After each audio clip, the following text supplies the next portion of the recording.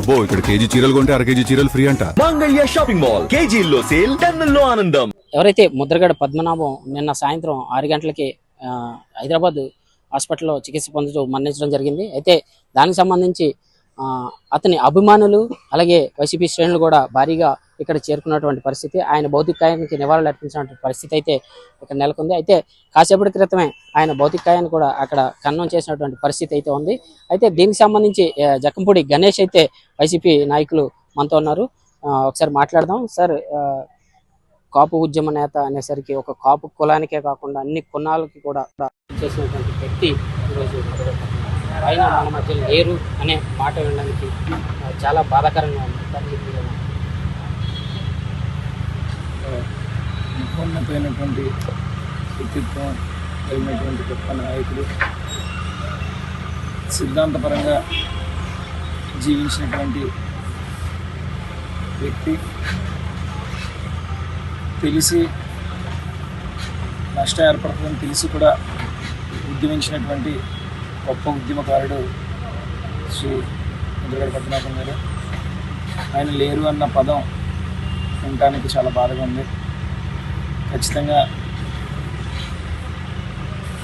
ఆయన లేకపోవడం అనేది తీరం లేదు. అయితే మరి ముఖ్యంగా చెప్పాలంటే ప్రభుత్వ లాంఛనాలతో ఇక్కడ ఎవరైతే ముద్రగడ పద్మనాభం గారికి ప్రభుత్వ లాంఛనాలతో పోలీసులు ఏర్పాట్లు అయితే చేశారో, అయితే అవన్నీ కూడా వాళ్ళ కుటుంబ సభ్యులకి అయితే ఇష్టం లేదని చెప్పుకోవచ్చు. దాన్ని మీరు వైసీపీ శ్రేణులు అందరూ కూడా ప్రత్యేకించి అభిమానులు అలాగే వాళ్ళ కుటుంబ సభ్యులు కూడా అడ్డుకోవడం జరిగింది. దీనివల్ల పద్మనాభం గారు తీవ్ర స్థాయిలో ఉద్యమాన్ని ముందుకు నడిపిస్తూ ఉన్నటువంటి సందర్భంలో వారి కుటుంబ సభ్యుల పట్ల ఆనాటి తెలుగుదేశం ప్రభుత్వం వారు ఏ విధంగా చర్యలు తీసుకున్నారో అందరూ చూశారు. ఇంత దౌర్జన్యం చేశారో ఇంకా అందరికీ గుర్తుందే. వారి ఇంట్లో ఆడవారిని కూడా బూతులు తిట్టినటువంటి సందర్భం, వారి కొడుకుని ఈడ్చుకుంటూ తీసుకుని వెళ్ళి లాఠీ దెబ్బలతో కొట్టినటువంటి సందర్భాలు అవి. అవన్నీ కూడా ఇంకా మా చెవుల్లో ప్రతిధ్వనిస్తూ ఉన్నాయి. అటువంటి చర్యలు చేసినటువంటి వారు ఈ రోజున ప్రభుత్వ లాంఛనాలని ఘనంగా నిర్వహించి పద్మనాభం గారికి వీడ్కోళ్ళు ఇస్తామనంటే వారి కుటుంబ సభ్యులకి ఏమాత్రం కూడా ఇష్టం లేదు.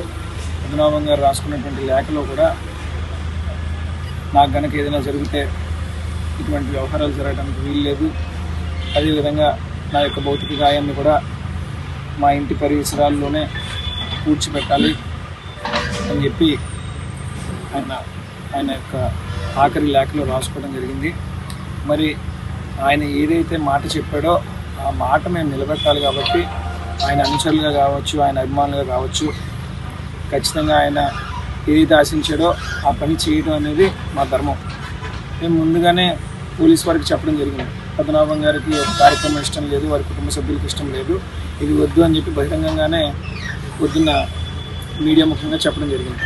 మరలా వచ్చి అదే కార్యక్రమాన్ని చేయటం అని అంటే ఆయన అవమానించినట్టుగా భావించి మేమందరం కూడా స్పందించడం. అయితే ఏదైతే కాపు ఉద్యమ నేత మన ముద్రగడ పద్మనాభం ఉన్నారు, ఆయన ఎంతోమంది యువత స్ఫూర్తిగా తీసుకున్నటువంటి పరిస్థితి అయితే ఉంది. ఇంకా ఆయన గురించి చెప్పగలుగుతుంటే ఏం చెప్తారు?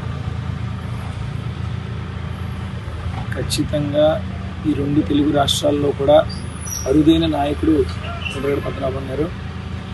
ఆయన వ్యక్తిత్వం కానివ్వండి, ఆయన సాహసోపేత నిర్ణయాలు కానివ్వండి, ఆయన గుండె ధైర్యం కానివ్వండి, ఎవరూ కూడా ఊహించలేము. ఆయన నష్టపోతాడని తెలిసినా సరే ఉద్యమానికి శ్రీకారం చుట్టేటటువంటి మనస్తత్వం. ఆయన కేవలం కాపుల కోసం మాత్రమే కాదు, దళితుల కోసం కానివ్వండి, బీసీ వారి కోసం కానివ్వండి, అందరికీ కూడా అత్యంత ఆప్తుడు, సుపరిచితుడు. అదేవిధంగా పద్మనాభం గారు ఇంటికి ఎవరు వచ్చినా సరే ఆయన చేతితో ఆయన వడ్డించి పెడితేనే ఆయనకు సంతృప్తిగా భావించేవాడు. నాకు తెలిసి ఆయన బతికుండంగా కొన్ని లక్షల మందికి ఆయన చేతులతో భోజనం వడ్డించి పెట్టుంటాడు. ఆయనకి అదొక సరదా. అదేవిధంగా ఎవరు వచ్చినా సరే మంచి చెడు మాట్లాడి వారి బాగోగుల కోసం మాట్లాడి ఆయనకి తోచినంత సహాయం చేసి పంపించడం ఆయన నైజం. అదేవిధంగా ఏ రోజు కూడా పదవుల కోసం వెంబడలాడల, రుణప్రాయంగా పదవుల్ని వదిలి ఉద్యమానికి శ్రీకారం చుట్టిన నేతల్లో ప్రప్రథముడు అదరగడ పద్మనాభం గారు. ఆయన ఎప్పుడూ కూడా మాలాంటి వారు అందరికీ స్ఫూర్తిదాయకం, ఆదర్శప్రాయం. ఆయన కోసం ఎంత చెప్పుకున్నా సరే తక్కువే అని చెప్పి కూడా ఇక్కడ ఎవరైతే కక్కిపూడి గణేష్ కూడా చెప్పడం జరుగుతుంది. ఆయన ఉన్నంత కాలమే కాదు, ఆయన చనిపోయారు, ఆయన భౌతికాయానికి కూడా నివాళులు అర్పించాం. ప్రత్యేకించి ఆయనకి ఆత్మ శాంతి చేకూరాలని కూడా మా కాపు నేతల తరఫు నుంచి అందరి నుంచి కూడా ప్రత్యేక